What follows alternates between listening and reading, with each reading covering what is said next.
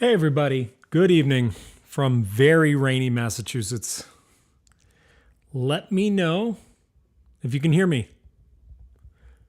and then we can get started.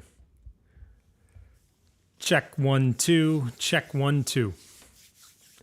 Jim Moore's in the audience from Dallas. Nice. Peter Warren, Harrington, Australia. Yeah, let me know where you guys are writing in from if you haven't already. And let me know if you get my audio.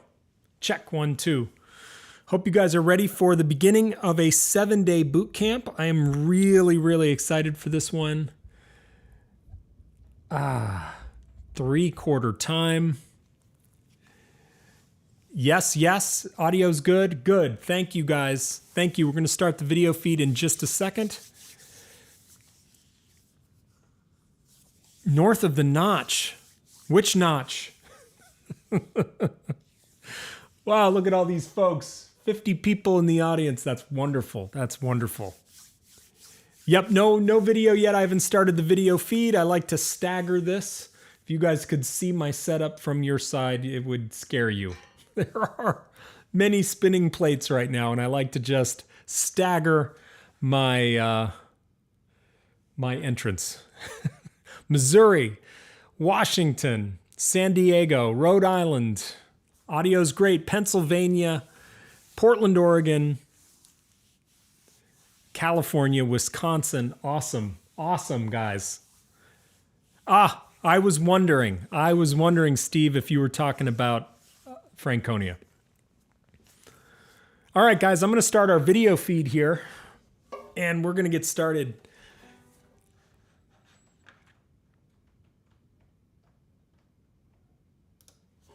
Hey, everybody. It's me. My name is Tom Collins. I will be your intrepid boot camp leader tonight.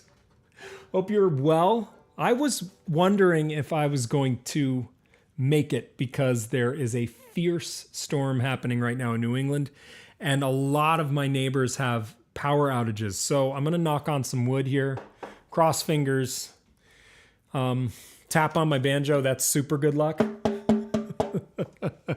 So hopefully I don't lose power. If I do, if suddenly things go dark, don't worry. We will fix it somehow. We will make this up later in the week. You just watch my YouTube channel. If things go dark, everybody's finding it, I think. I hope. Chris Pye, midnight in the UK. Chuck Markowitz, no audio or video. Any suggestions? Geez, Chuck, can somebody help Chuck? Can somebody give him some tips there? I would try to refresh. I'm also going to, let's see if this will help you. That's odd, Chuck. That's pretty weird. I'm going to send a copy here. Maybe you need to, oh.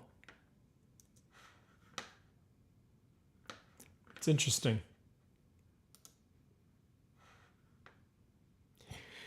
You might need to do a refresh on your browser. Sorry, I'm trying to think my way through the problem. Is anybody else having that issue, or just me? Or just these folks? Pat is not getting audio. Guys, keep me posted. Keep trying it. Refresh your browser. I'm watching the feed on another monitor, and it looks like it's live, so it's you may need to refresh that monitor, guys. I am going to put the link here just in case you need to click on it, copy it, open a new tab, try another browser. Got some French speakers in the audience tonight. That's sweet. Good. Thank you, guys. All right, we're going to get started. Thank you, Adam. We are going to get started. Hopefully you guys can figure that out. Please let me know if you can't. Always restart. That's one solution that always works. Even on banjo, you press there's a reset button right here. You press reset and things sound great after you boot it up. It's a little known banjo secret.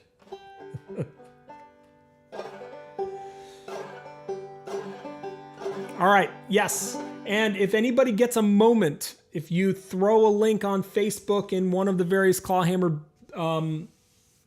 forums or groups, that would be most appreciated. If you just link out and quickly let people know this is going on. This is a live session, first in a 7-day series. First one is free and open to the public, and then the next 6 days are for patrons, which there are many of in the audience tonight. So if you want more information on that, scroll down to the link below in the description. You can get all the information there, but tonight it's free. So you guys just enjoy it. All right, we are going to be working in 3/4 time, waltz time for the very first time for a Banjo Boot Camp. The reason I did this is because waltz time is a little tricky for clawhammer, but it can work really, really well if you just do a few simple things to the way you play and the way you track time, the way you count your groove can make waltz time sound lovely. So we're going to be working on that tonight. We're going to be working on that all week. And the other reason I did it is because over on Patreon, I am teaching Jack of Diamonds, one of my all-time favorite tunes. Jack of Diamonds happens to be in 3/4 time.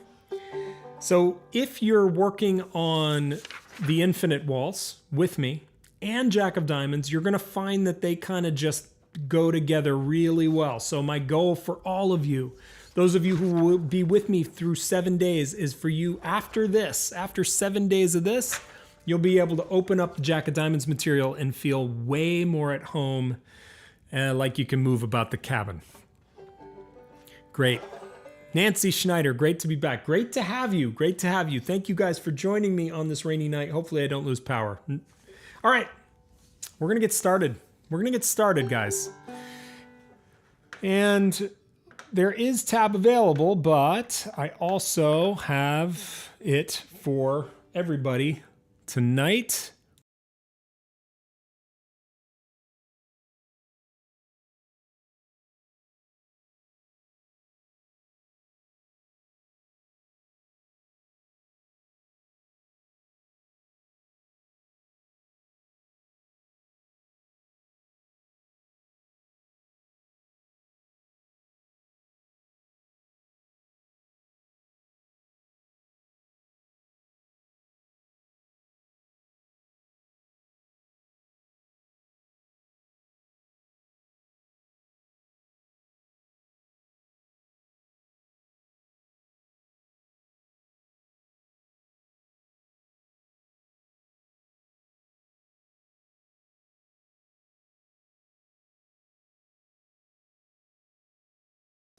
Check 1 2, check 1 2.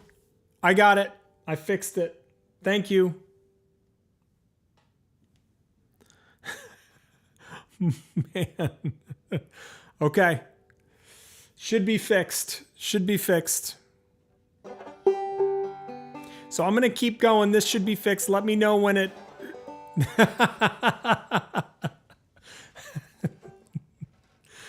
Okay. Sorry, guys. That was my bad. That was my bad. Thank you. You guys are so patient. This little banjo player is trying his best to keep up with the technology. So when I switch screens, when I have scenes set up, so I can move between scenes, you know, all fancy like. And so when I do this, yeah, we should be good. Okay. All right. You guys, they're not gremlins. It's just my incompetence. Let's be honest. Too many plates spinning tonight, guys. So Margaret told me to she reminded me. I'm bad at this. I always forget this stuff. T-shirts, these t-shirts are on sale. You can also look at the Mystic Banjo Goddess here floating in space. Those t-shirts are available. I will link out to my merch store. If you want to support what I do here, you can pick up these amazing t-shirts, and I will link out to them in a little bit. Ah, Frozen. Wow. This is crazy, guys. Hope things are going well. Kristen Young says, first time to the chat. It's been a hell of a day. So happy to be playing with you all around the world. Kristen, I feel your pain. Ah, wow. Thank you, Margaret. Thank you. Thank you. They are great. I'm really happy with them. All right, we're going to work now. We're going to get to work. Enough of my... Thanks, guys. Enough of my floundering here tonight with the technical aspect. Chris, I hope it's not frozen. I hope it comes back for you. Good. Nice.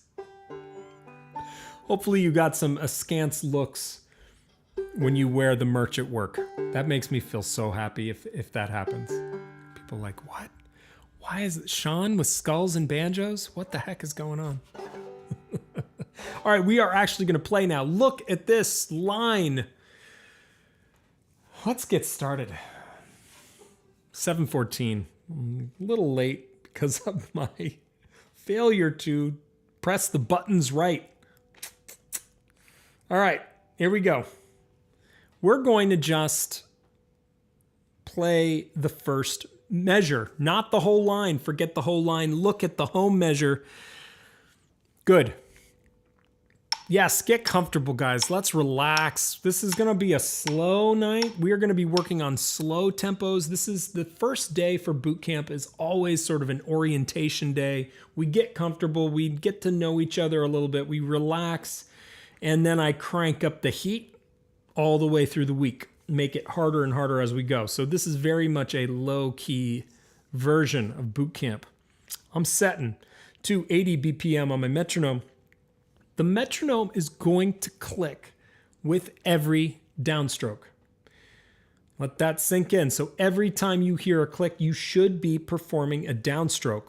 What does this mean? On the flip side of the downstroke, every time you are exactly between clicks, you are going to be doing an upstroke, a fifth string. And on this first line here, we're going to sound every possible downstroke and every possible upstroke to give us a nice 8-note pattern in 3/4. So I'm going to, the first thing I'm going to do, and I want you to do this with me. I'm going to turn that on. Relax. Yeah. Feel that groove. I want you to think in 3. This click has no information, right? It doesn't have any time signature information. I haven't put that into the click. It's all the same. This click could be counting in any time signature with quarter notes. So I want you to feel the 3s. That's what I'm getting at. Feel the 3s. Chuck got it finally. Good. Chuck, that's okay. We're off to a slow start tonight. That's gonna be the way it is. Here we are. We're gonna think in terms of 3. So I'm gonna count 1, 2, 3, 1, 2, 3, 1, 2, 3, 1, 2, 3. Count with me. 1, 2, 3, 1, 2, 3, 1, 2, 3. Good. Now we're gonna count together and we're going to count 8 notes. So it's going to be 1 and 2 and 3 and. Be crisp. Be crisp about your ands. If you're kind of lazy about it and slur the words like 1 and 2 and 3, you're not going to get the full impact of the count. So be crisp on your numbers. Be crisp on the ands. Here we go. Thinking in 3s tonight. 1 and 2 and 3 and 1 and 2 and 3 and 1 and 2 and 3 and 1 and 2 and 3 and. Numbers are downstrokes. Ands are upstrokes or fifth strings. Now I've got another counting exercise for you. We're going to count 3s, but we're only going to count the 1. And I want you to track the 2 and the 3 silently. Here we go. 1, 1, 1, 1, 1, 1, 1. Good, good. Why bother with that? Well, a couple of reasons. One of the main reasons is the 1 is going to get our strongest accent. For those of you who've done previous boot camps with me, we've done a little bit of the accenting. We've done a little bit of that, but this stuff in 3/4 gets confusing. It gets easy to get lost if you're not really tagging that one. So I want you to feel that one. That should become instinct, especially by the end of the week. You should feel that pulse real strong, sort of here. It shouldn't be something that you necessarily have to sort of count all the time. Let's make this harder. We're going to count the ones and the threes. Here we go. 1, 3, 1, 3, 1, 3, 1, 3, 1, 3, 1. Jack of Diamonds, for those of you who are working on the Jack of Diamonds module with me over on Patreon, Jack of Diamonds thrives on a 3-1 accent. We're learning not only to play Jack of Diamonds, we're going to learn to sing it, and we're going to learn to tap our feet on the 3 and the 1 and leave the 2 as sort of an empty note. It creates this very, very interesting pulse that will get your audience tapping their feet. That's what we want. We want to pull people in to the music, and that's a really good way to do it. This is all just sort of exercises on top of time. Time, something I think about all the time. It's my crown jewel of banjo playing. It's the thing that all of the other things that I do flow from. If that crown jewel is not in place, I feel like everything else I do, if that timepiece is not there, it doesn't sound great. So that's why I think everything stems from good timekeeping. And these kind of counting exercises, they are so easy to overlook. Everybody wants to grab the banjo, get started. But this is a great warm-up and reminder of the importance of keeping time and your ability to track it. All right, let's start. 80 BPM. Oh, slow, slow, slow. I got to remind myself at 80 BPM to not speed up. Hey, Gordon, thanks for joining us. You haven't missed much. I kind of had a late start. All right, here we go. We're just going to play the home measure, just home. 1, 2, 3, 1 and 2 and 3 and...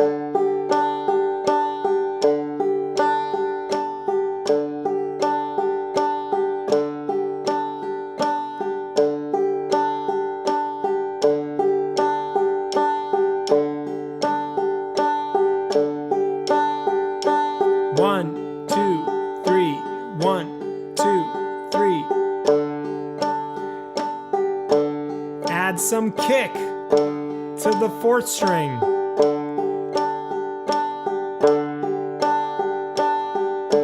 Don't rush your 5th strings.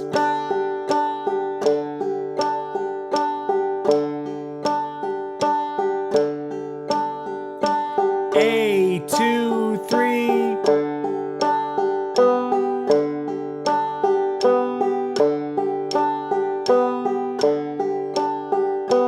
Home, 2, 3.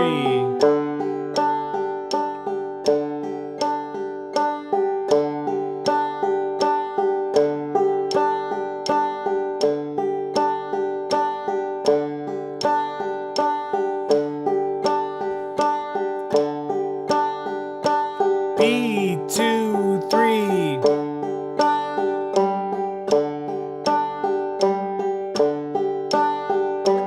One, 2, 3, 1 and 2 and 3 and 1 and 2 and 3 and home, 2, 3.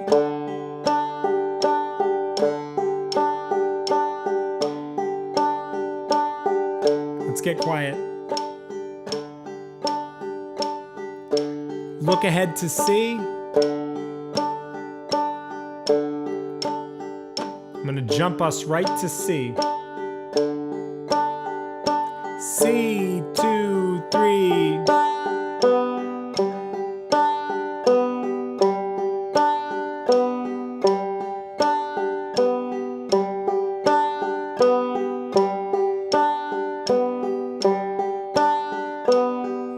C, 2, 3. Whoops, C, I meant home, 2, 3.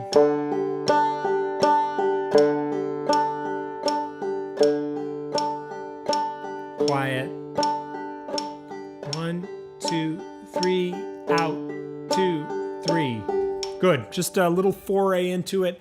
I will warn you, for whatever reason, talking and playing this boot camp, like giving instructions while playing this boot camp, is harder for me than the other boot camps I've done.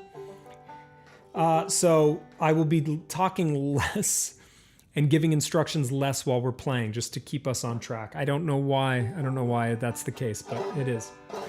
So a couple tricky things in this first line. For you beginners, the tricky stuff is going to be, first of all, keeping really good time. That's number one. But the second thing that's tricky is we're using inner strings a lot on this first line.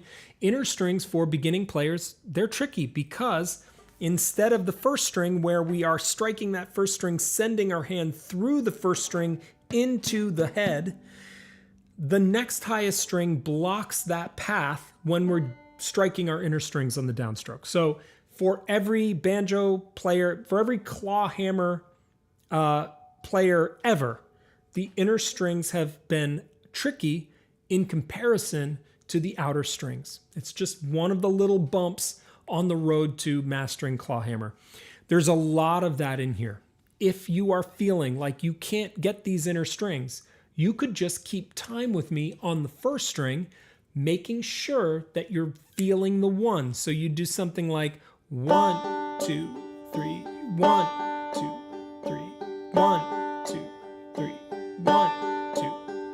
That's going to make this entire first line much, much simpler. It'll allow you to keep time with me for a length of time with a metronome, which I think is really good for your playing. Never feel like, including you advanced players out there, never feel like just a simple double thumbing pattern on strings 1 and 5 can't allow you to improve your technique. If you're focused, if you're doing it right, that is time well spent on the instrument. So you beginners, just play the first string. Keep time with me. Just keep time with me. Everybody else, see, these fourth string hits on home A and B are meant for an accent. And then I throw you off on measure C way over there. You still need to emphasize that first note in C, but I'm trying to throw you a little bit of a curveball. You're used to accenting the fourth string, and we're moving you to the first string. A little curveball. You guys know me at this time, at this point, that you can expect me to throw in some tongue twisters. There it is, our first line tongue twister. Good. Let's try it again. This time I want to play this line as written. I'm just going to go home, A, B, C, and repeat until I say when. If you want to count with yourself, that's cool. That's fine. Here we go. 1, 2, 3, 1, 2, 3, home. A, B, C, home. A, B, C, home. A, B, C, home.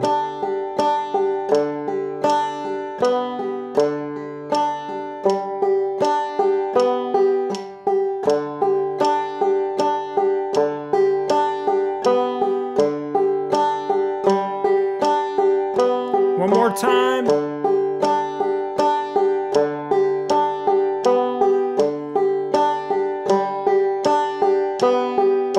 Home. Stay there.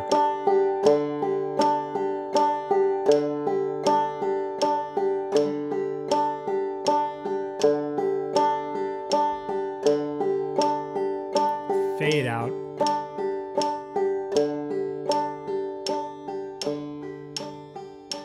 And out.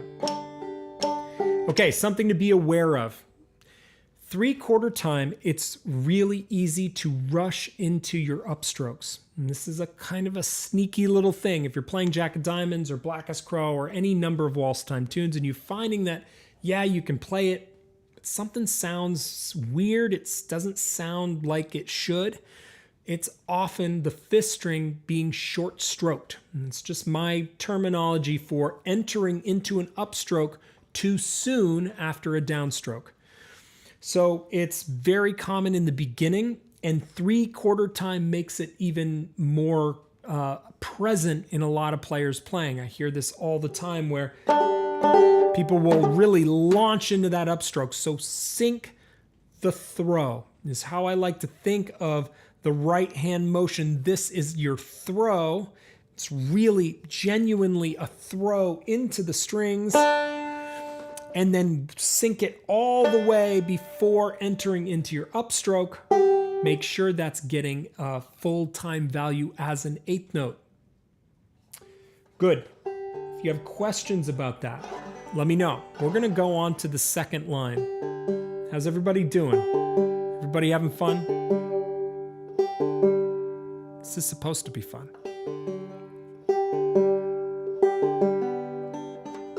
I haven't lost power yet, so I'm thrilled. All right, reasonably tuned. All right, let's check the second line here. This is our second line. Nice, Mark. All the way in New Zealand, nice.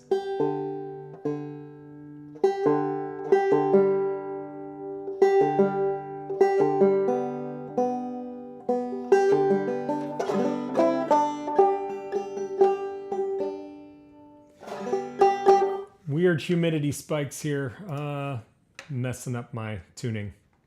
All right, we look like we're in good shape. Good, everybody is, yeah, everybody's in. 71 people in the audience, that is awesome.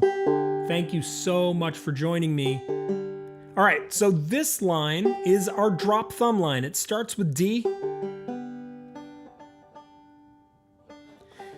And this is unique in boot camp history.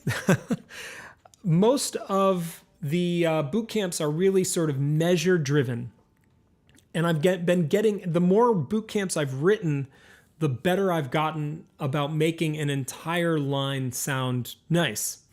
This is really a complete musical phrase from D all the way through G, and you're going to hear that here in a bit.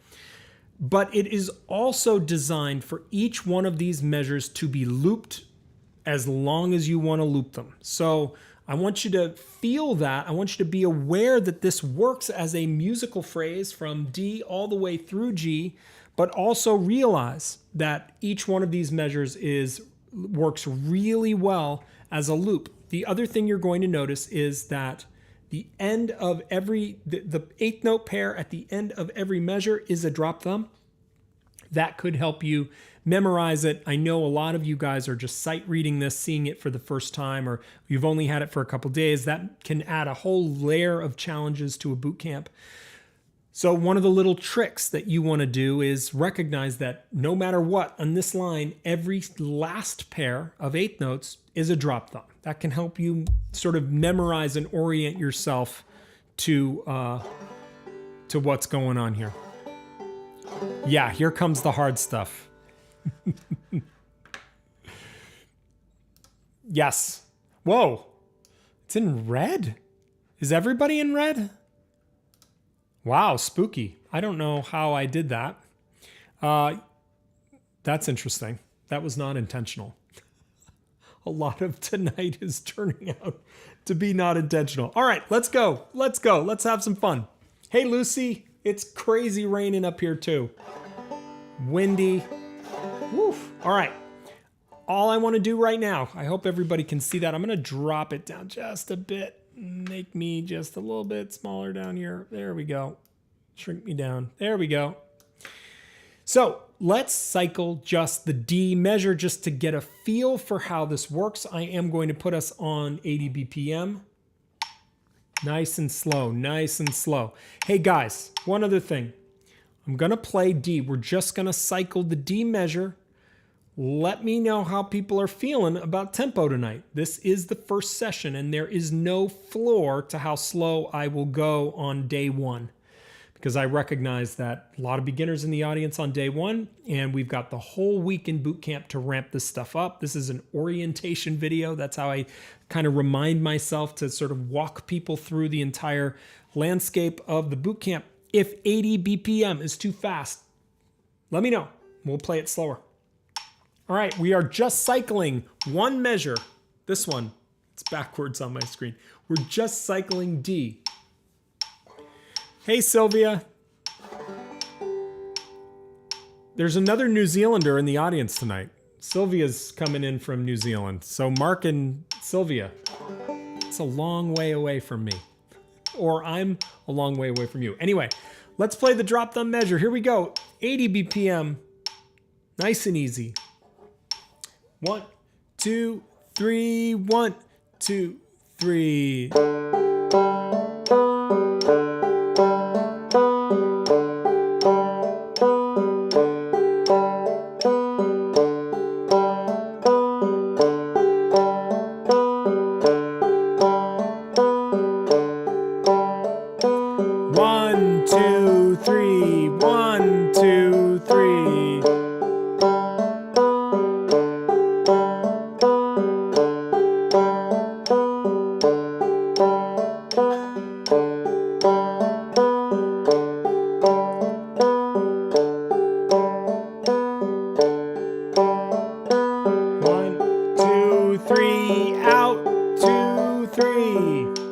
Good. Woo!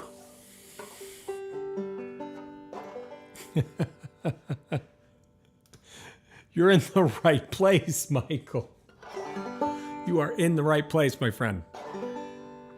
Good. Okay. William says 80 is challenging, but a good start for me. You can probably see me being challenged by 80 because I am finding it incredibly slow.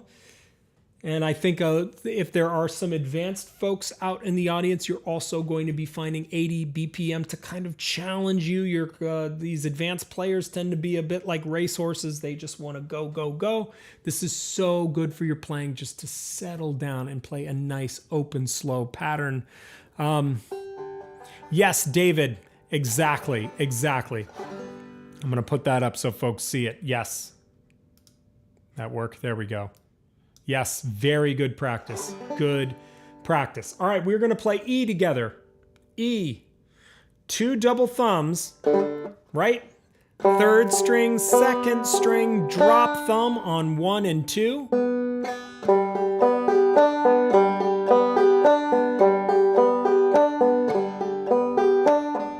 Here we go.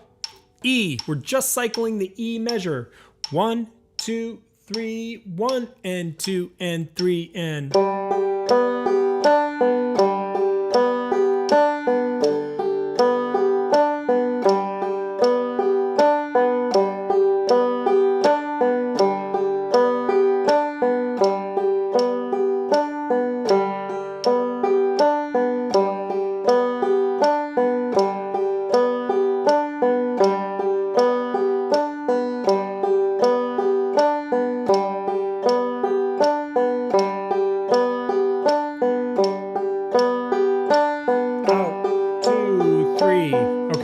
So for you beginners, here's a little trick.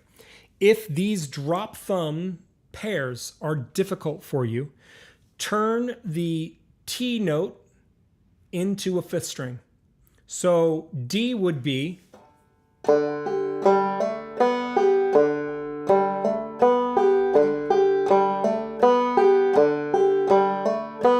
E would be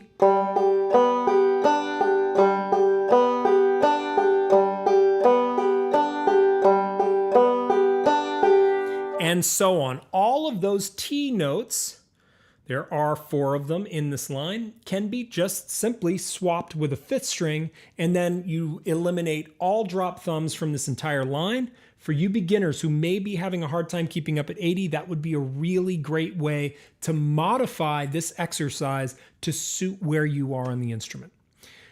It also can give you advanced players a little bit of a clue as to what's going on here. A drop thumb is simply a substituted note for a 5th string, and that can open some ideas for your variations. If you've got a 5th string, You can swap it for a drop thumb somewhere.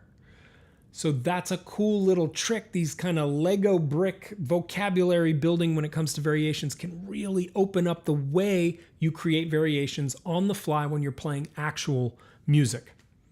Let's move on to F. I'm going to help you guys through F. Yes. Okay. Wait. Before we do this, this is really great. Lisa, hammer-ons at this tempo is weird. Yes, my bet, Lisa. I'm just gonna put on my. I'm just putting on my psychic. Yes, I can see you now playing. I'm watching you play your hammer-ons. Yes.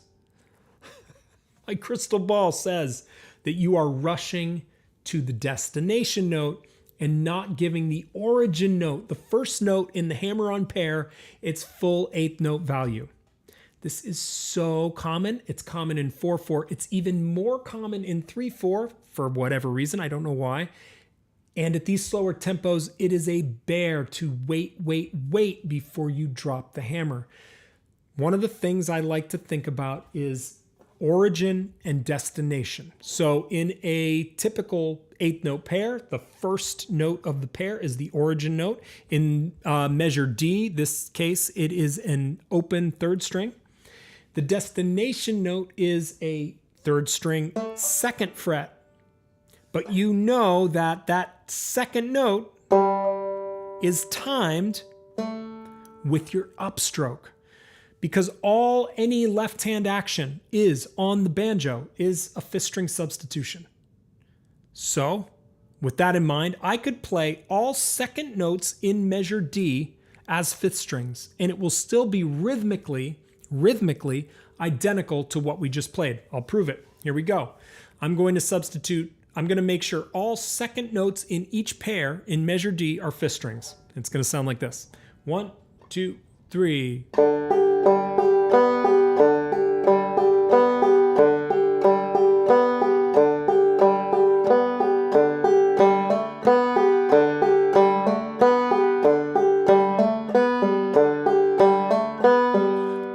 I just played is rhythmically identical to each other. And now you advanced players should be going, oh yeah. So not only are drop thumbs substitutes for fifth string strikes, but any left-hand action on the banjo is a substitute for a fifth string. Get the wheels turning on that. That could really help you to create some interesting variations. Or one of my favorite things to do is to take a super notey arrangement and then just strip it all the way back to double thumbing patterns and start building from the ground up in terms of variations. That's a great way to unpack a dense arrangement, simplify it, and then add your own ideas on top of it. Just some ideas for you guys, how to sort of employ some of the knowledge you gain in the boot camps to actual real life tune situations. Yeah. Yes. This is so common, Cameron. Very common. And once you hear that you rush left-hand patterns, I think you'll hear it everywhere. And you need to hear it if you're going to fix it. And it's one of these things, I think of it as a huge thing. I think a lot of players think of it as a subtle point. But once you hear this, man, it is like, I think it really can transform your patterns, the way you play, the openness of your phrasing. If you tend to rush, this is the kind of thing that can really fix it. All right, let's get on to F. Anybody know what's going on in F? Mark, I will come back to that question. I promise. That's a great question. Let's look at F. F is a C shape, but I want to teach you guys to cheat, but you got to cheat smart. This is C, right? This is C, the chord of C in G tuning. Third finger, second fret, first string. First finger, second string, first fret. Second finger, fourth string, second fret is the C shape. I love 2-finger chords. I actually just did a video on this for Patreon. That's going to go live probably tomorrow on the 3rd part of Jack of Diamonds. Just uploaded it. And I teach you to cheat smart. I'm going to do it tonight too. Yes, everybody. Good job, Suzanne. Good job, Michael. I like to play 2-finger chords because they're easy. They're so easy to get into. And if I'm not going to be sounding the 4th string in measure F, which I'm not, there is no 4th string in measure F. I want to be easy. I want to take it easy. I want things to be simple. I want to keep it simple. So I'm going to get into my 2-finger C. So you simply just delete the middle finger. Here's the deal though. I've taught this way for years. And every once in a while, I'll have a student who will show up to a lesson and do this. Get into their 2-finger C shape, think they're cheating smart, and they're really cheating dumb.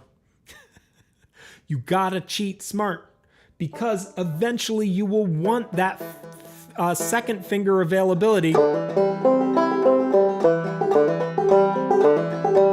So you want to have it free for when it's needed. So don't make your C's like this.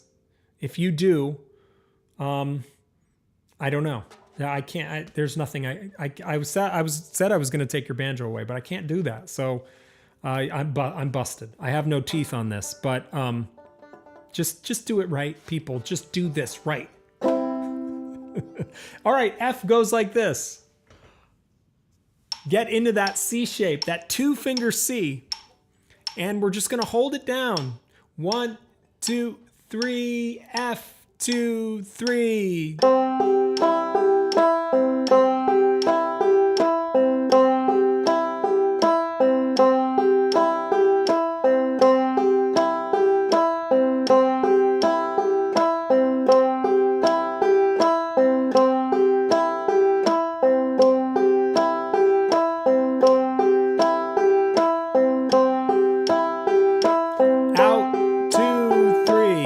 So remember, you beginners, if that drop thumb is not happening tonight, you just put it on the 5th string. It's all you got to do.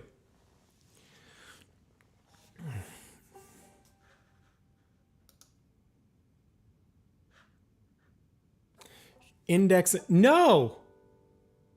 Who is your banjo teacher? Must be an idiot. I'd fire your banjo teacher, whoever he is, Luke. No.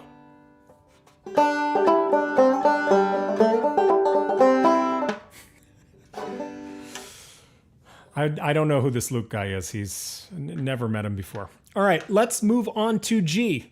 G looks easy, doesn't it? It's like, oh, after F, G is easy. But in my experience, the slide is one of the hardest, not one of, I think it is the hardest let me back up. It's the hardest left hand pattern or fretting hand family to do. There it is.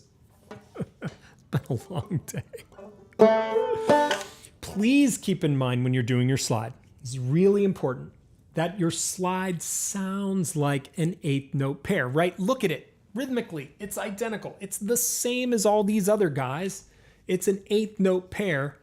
Don't rush to get to that destination. Remember, Lisa's point and Cameron's point way back here in D, it's really hard to withhold the action. You want to go, you want to get to that destination. Same with G. G is going to want to slip you right into the 4th fret, but you know better. You know that that's an 8th note pair, so it should sound like...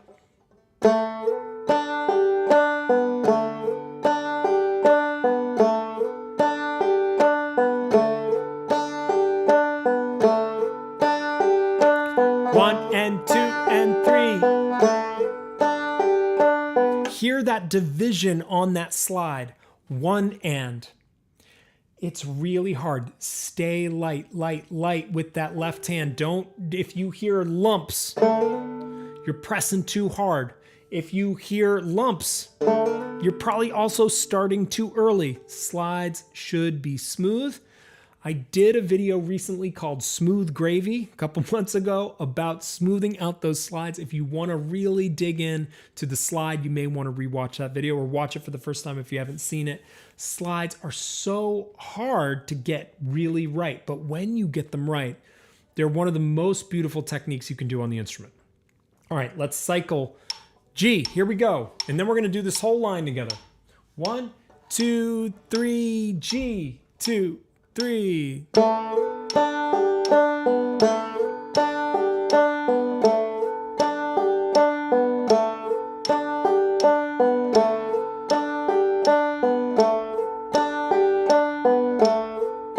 Yes, middle finger. It's a good question, Michael.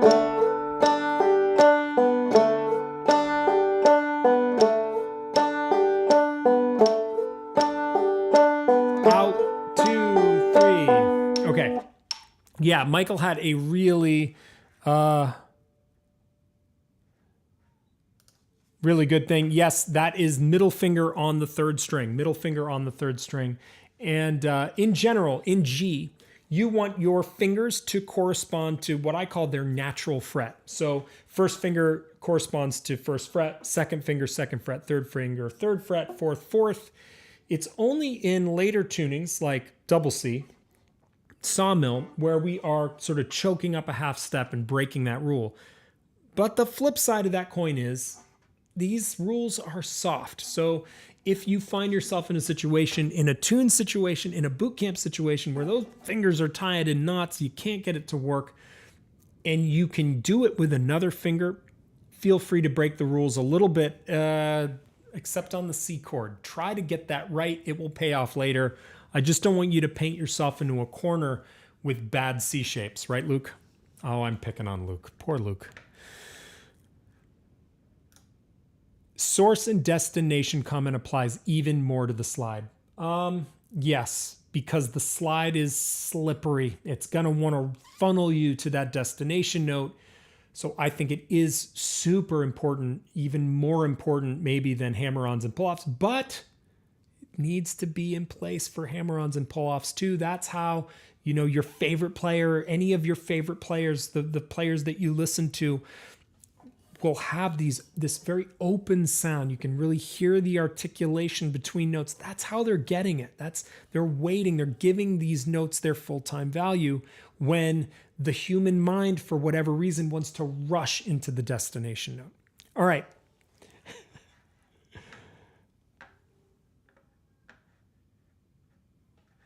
Yeah, that's right. This is strategic thinking. Adam's thinking like a strategist on the instrument. He is a very fine banjo player. So that makes sense. He knows he says, oh yeah, F, you know, the clues for fretting F are gonna be upstream, right? Or downstream. You got to look to either side of the measure that you're targeting, and you've got to strategize. It's fun. I find the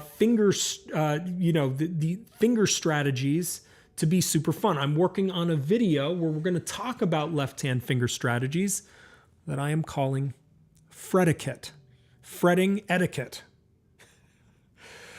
Yeah, lost the thread. I've lost the thread. All right, here we go. Good fretiquette.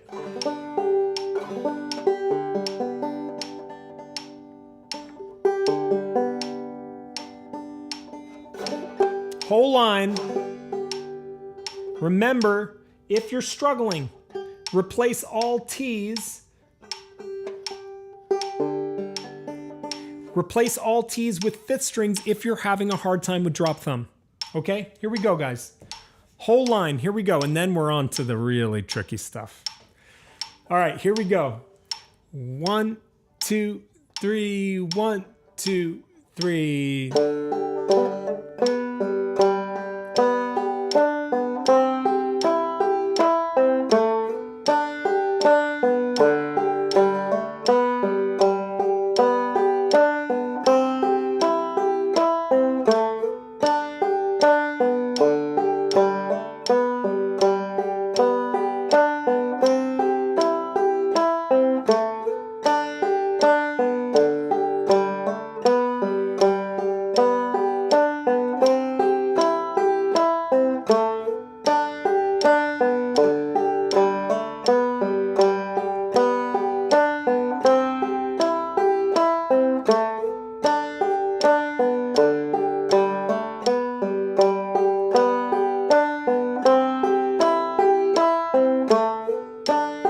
last one.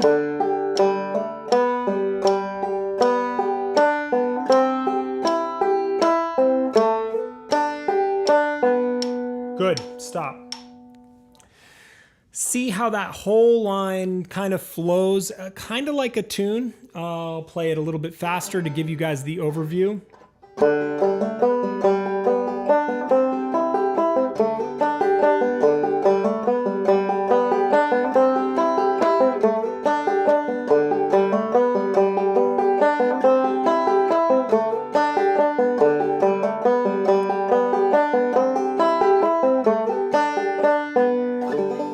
And let me tell you a little secret to getting it up to speed.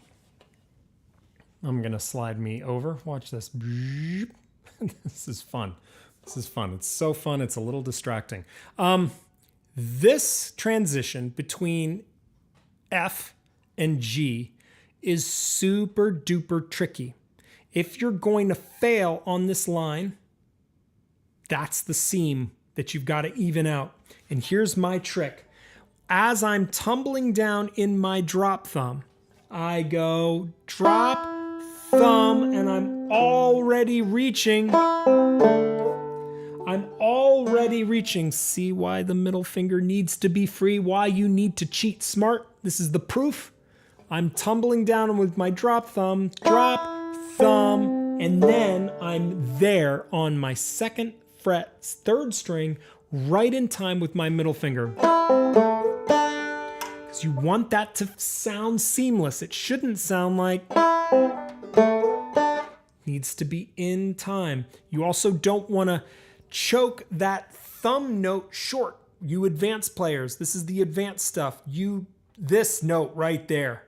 If that doesn't sound good, if it doesn't sound like a real full 8th note, if it's getting choked short, you need to investigate the transition here and make it smoother. Hold it down longer. It is possible. It's going to take some time.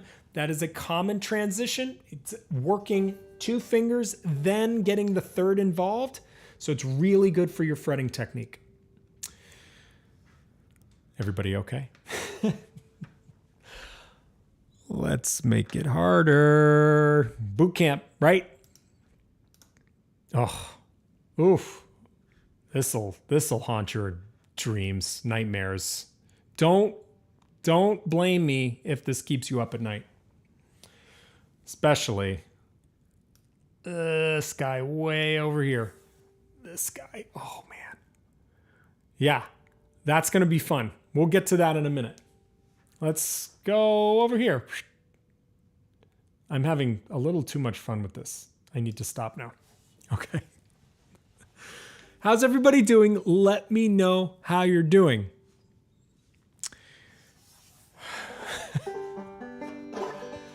All the abuse. Oh, wait, let me answer. We had a good question. Let me get back up there. Somebody asked a really cool question and I didn't. Yeah, Mark from New Zealand. All right. Hey, Mark. How to downstroke with short fingernails. The pad below my nail tends to mute the sound, so I use a finger pick reversed to look like a long finger. Yes, this is super common. I bet everybody in the audience struggles with it's a little bit with nail issues. Yeah, we'll get there. We'll get there. Everybody's messing with K. Put your banjos down. So, Mark, this is a super great question. And for everybody, this is a struggle of clawhammer players all around the world for time immemorial. Since clawhammer has existed, people have struggled with nail issues. There have been lots of amazing world-class players who play with short nails. So it's totally possible. One of my very favorite players of all time, Reid Martin. I'm going to chat him right here. Reid Martin. If you don't know this dude, you guys gotta look him up. He did an album, the ultimate mic drop in banjo history, called Old Time Banjo. It's one album that will melt your face and your banjo all at the same time. He plays with short nails. and it sounds okay. One of the things I'll tell you, Mark, is for me, I'm playing on the corner of my nail. So even if I break the nail, which I do all the time, if I can still keep the corner relatively sharp and hit it on that 11 o'clock corner, if my nail is a clock face as I look at it, hitting on that 11 o'clock, that can give me slightly sharper tone than I would sort of if I use the sort of the 12 o'clock position. I find that the pad of my finger with the short nail interferes more if I'm attacking with the 12 o'clock position. That said, picks are cool. Picks work. They really, really work. An upside down bluegrass pick works well. Come on, Tom. Tom. Who runs this joint? I can't find my pick. I use a pick all the time to save nail wear. I use all different kinds. I really like the Kling Pro picks, but there are lots of different kinds. Somebody, Tony Thomas, mentioned the other night, he's a banjo scholar, that there is an old banjo thimble from the turn of the century, 1890s to 1902, I think. So people have been trying to solve this problem for a really long time. So there are no shame in using a pick. If that's what you got to do, that's totally fine. You may want to position your pick so it's not at 12 o'clock. Position it so that it's at the corner just a little bit. That could help you. Some people use fake nails. Luke uses fake nails to do it. Lots of players use fake nails, and that works. All right. We'll do, oh, geez, it's 8 o'clock. All right, let's go. I'll answer some more questions. I got lots of tips on preventing cracking and chipping nails, but I can't do it right now. I'll do it at a future session. I also have been doing beginner sessions live for free to the public. I'm going to be doing a monthly one, so subscribe to my YouTube channel if you haven't already. That way you will be notified when those live sessions go on. Those are sort of demoing of techniques and a Q&A to help you guys figure this stuff out. But I want to just get onto this real quick. I'm going to go to 8:15. I'm going to try to get this in 8:15. So this is going to be a little bit rapid fire, but I want to prep everybody for those of you who will be with me all week. I want to just run through everything real quick so you have it and are ready for tomorrow. Okay, heart. These are all alternate string pull-offs. This is the alternate string pull-off line. This is the new way of that I am using to write an alternate string pull-off. It shows you which fret and when you need to attack that fret. This first H is 1, 2, 3.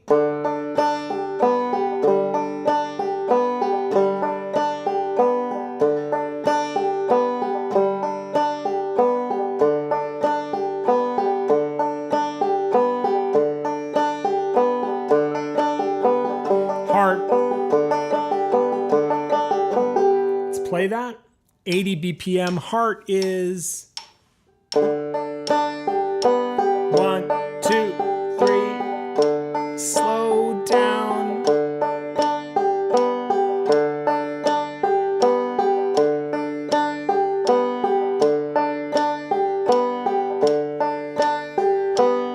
I is an alternate string pull off out of that 2-finger C shape. So we just get into that 2-finger C shape, throw, pull, get right back down.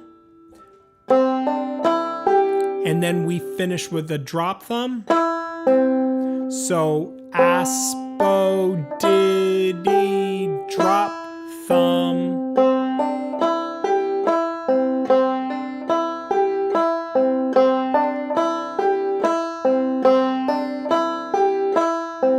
I. 1, 2, 3.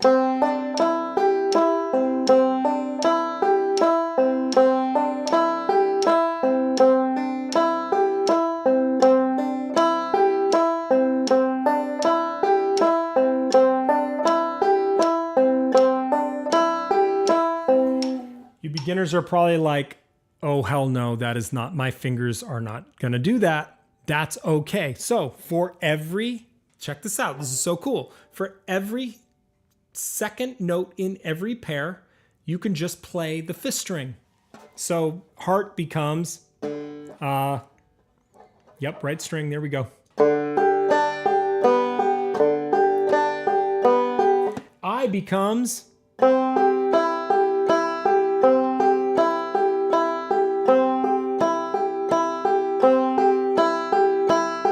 every second note, if you just transpose it to the fifth string, you can play right along with me without all of this super hard stuff, and you can just keep time with me, which is pretty darn cool. Okay, let's look at J.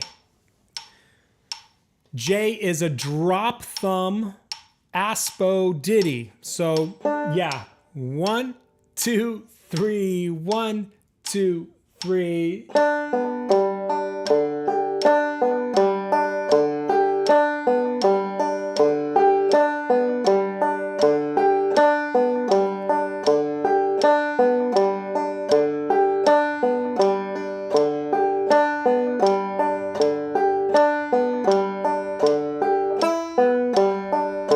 Watching the chat.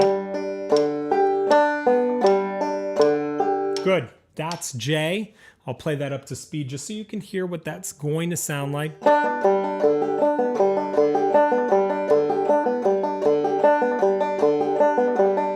You beginners could play it like this.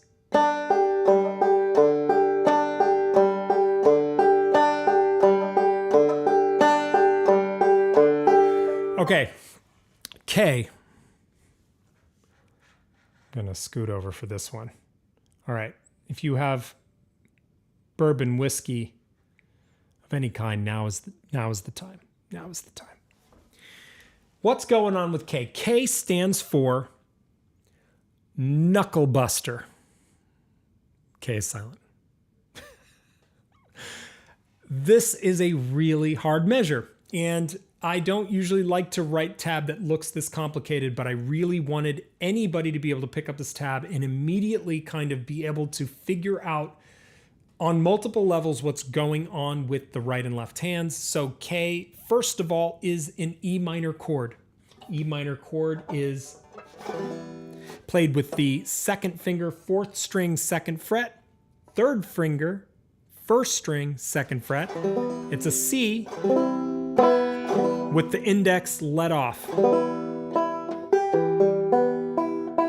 I will explain J in more detail just a sec. Good question, thank you.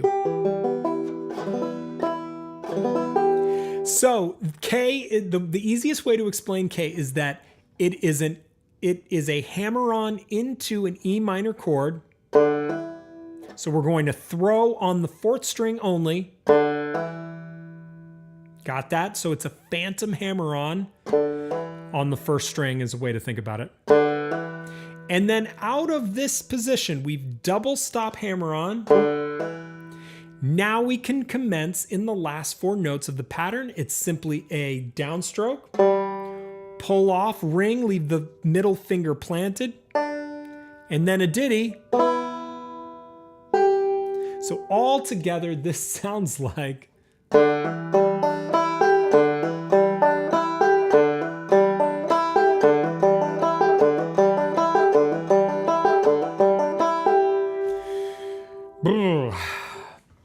look, on every boot camp, I have a knuckle buster. K stands for knuckle buster. And so I would be remiss if I didn't totally try to mess with your minds on K. It has become a point of pride. I have a real hard time with this. So I'm really regretting putting this in. Really regretting. Okay. Whole line. Well, no, let's cycle K slowly. Let's cycle K slowly. Using, yes, I use my middle fingernail, Doc. Thank you, Adam. I'm glad you approve. I'm glad. I agonized over this measure, guys. I agonized. I have many other versions. Oh, wait. You beginners who are like, oh, if these didn't work, this guy, I don't even know. It looks like another language. That's okay. Ignore the notes in parentheses. Pretend they're not there. and substitute every second note of a pair for a fifth string, and it would sound like this.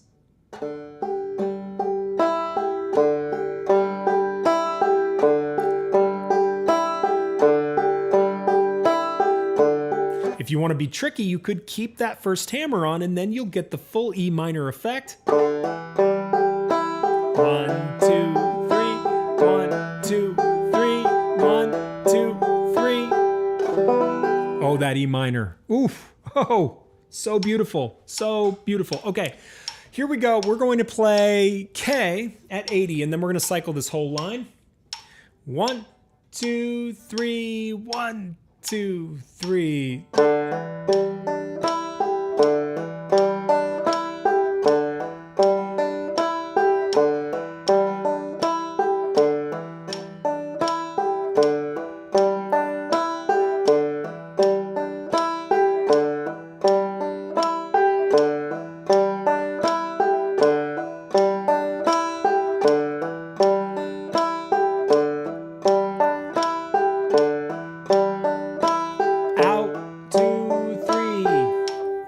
Look, we've got 7 days of this. 7 days.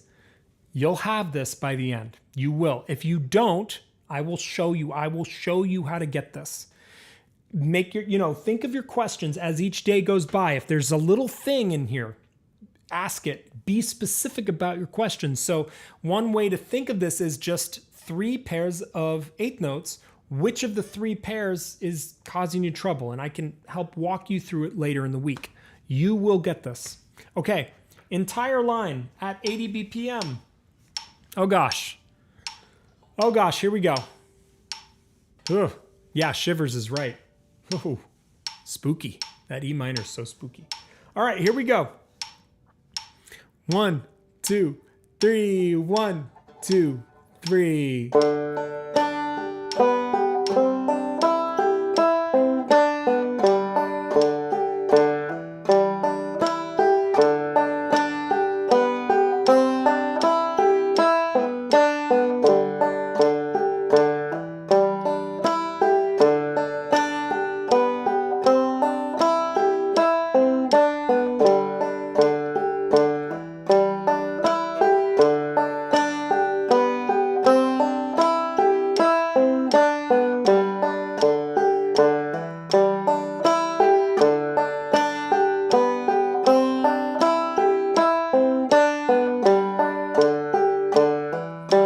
Last time.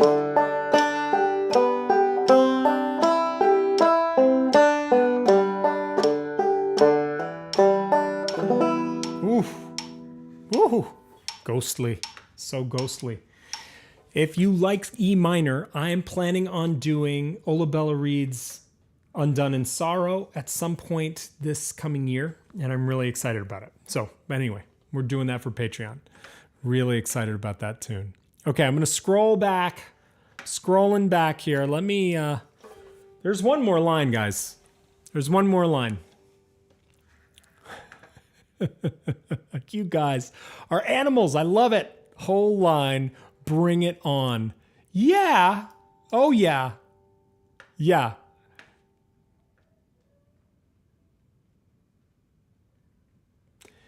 Yes, toughest measure. K is the toughest. K is the toughest. Taking a little break. Let's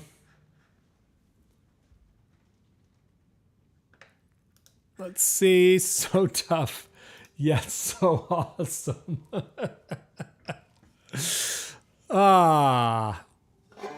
So someone's having trouble with tunings. Yeah, it's tough, man. It's tough. Yeah. Yes, muting other strings. We'll get more into detail with K. Just recognize that there's always a bugaboo somewhere in the boot camp that is designed to get you, but also designed for you to say, that's a puzzle I want to solve someday. I want to be able to play that measure someday. And I really think about this. I hope that these boot camps are companions to you for a long period of time. They're not one and done kind of things. They should be with you for long periods. And if I make them too easy, I don't know. I'm afraid they won't stand the test of time, and that's really important to me whenever I write one. Okay.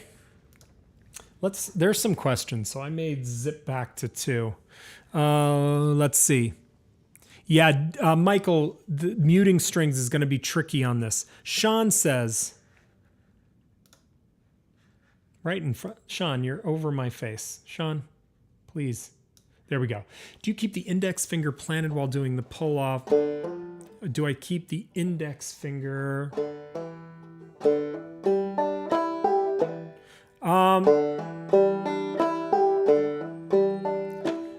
Don't use your index finger. So in this E minor chord, just to review, look at the very top. It should be middle finger on the 4th string 2nd fret and ring finger or 3rd finger on the 1st string 2nd fret, Sean. If you're using your index, I think that's a little bit weird, but also you want to be able to grab that C.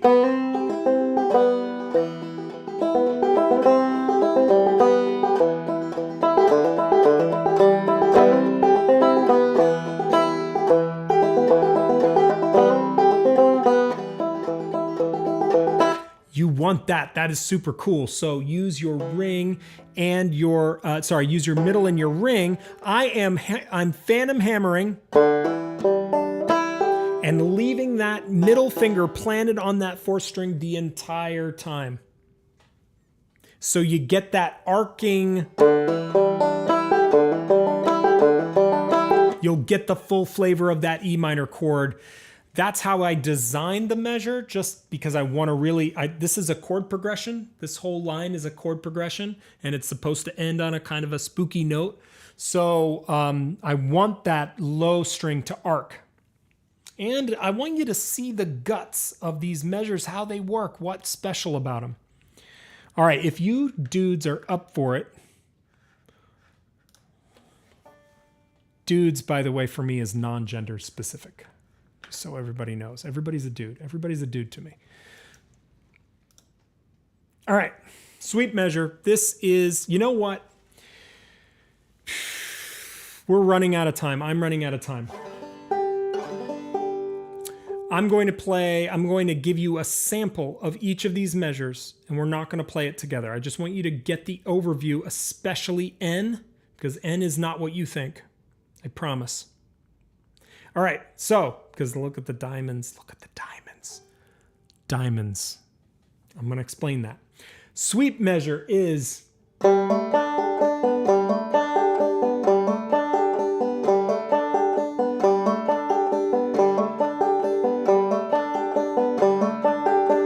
L is...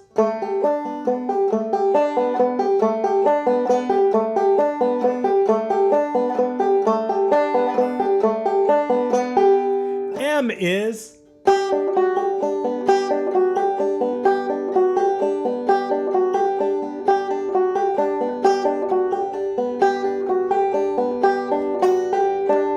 And N is harmonics. Because Jack of Diamonds has a 4th part, and I'm using harmonics to simulate the sound of a pizzicato fiddle, we are going to be generating harmonics at the 12th fret. At the 12th fret. That's not a bar chord. That's not a bar chord. So let me just quickly give you a harmonics crash course. I'm going to go... Boom. All right, and I'm going to go... Yeah. I'm going to go... Whoa. Oh, man. It's fun. It's really fun. Okay, so 12th fret. See the 2 dots? That's your 12th fret marker. You want to hover. Let's get one harmonic. One single harmonic.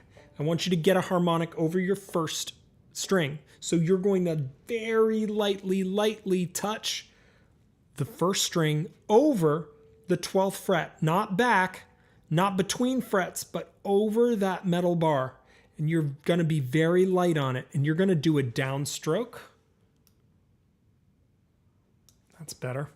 you're going to do a downstroke, and you're going to let off with the left hand as soon as you've done your downstroke. It should sound like a bell-like chime.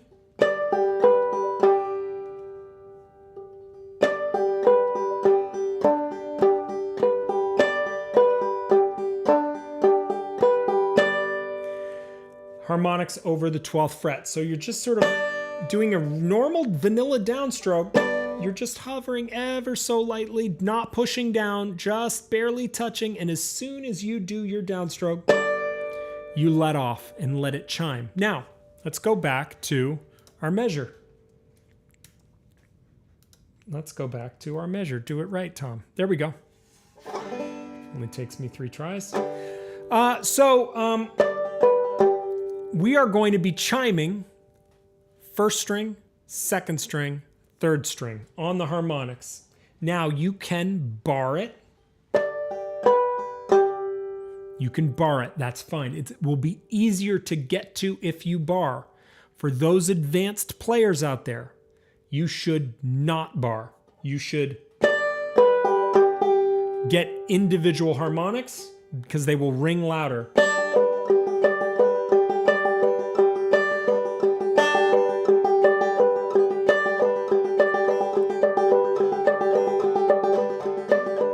Working on that coordination between left and right hands is the purpose of measure N. It's also to get you traveling all the way up to the 12th and then all the way back, because this will force you to be light on the neck. If you are at all death gripping this neck, this will not be possible. This line will not be possible if you've got the death grip. Light, light, light. For you beginners who are like, I don't even know how to count to 12 yet, that's fine. I was there too once. Just play 1, 2, 3 on strings 1, 2, 3. Just substitute open strings for those 3 chimes and you'll be playing along with me just fine. So that's your little get out of jail free card. But you other players out there who have some experience with the instrument, you advanced players especially, I would expect you to. And we are going to be using them for beautiful effect in Jack of Diamonds. Wait till you hear it. It will blow your mind. Super fun, super fun. So I'm going to play this whole line, and then I'm going to respond to questions. So get your questions ready. I'm just going to play this nice and slow at 80, the entire line. I know we didn't really properly go over it, but we're going to be spending all week on it. So I just want to give you the overview. 1, 2, 3.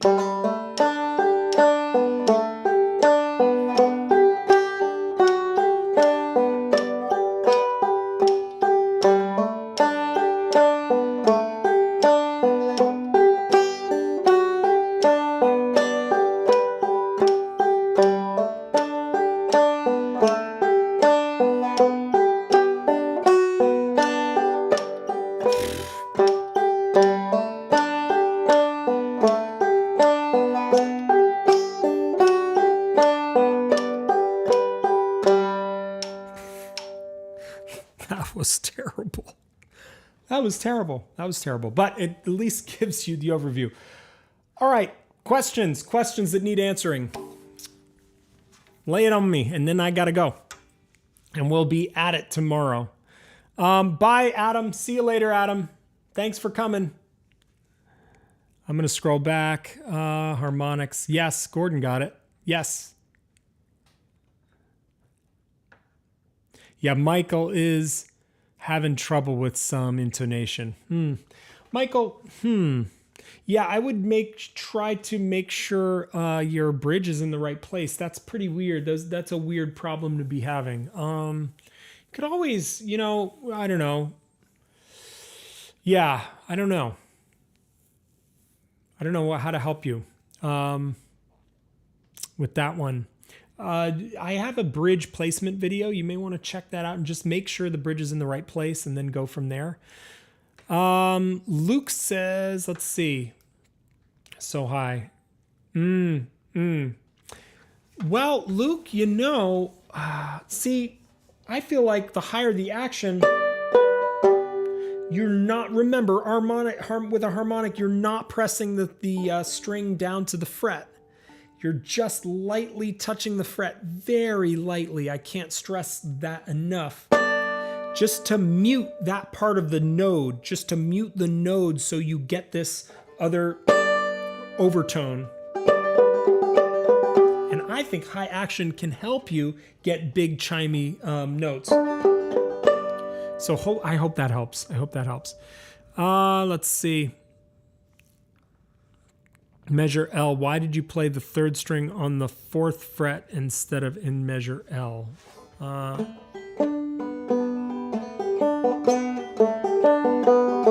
You could.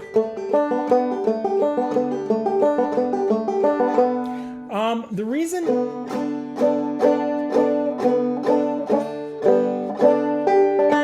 Yeah, you could do that. The way I've been phrasing things, I originally had a slide there. I was going somewhere else with that, but yeah, you could totally do that, but I didn't.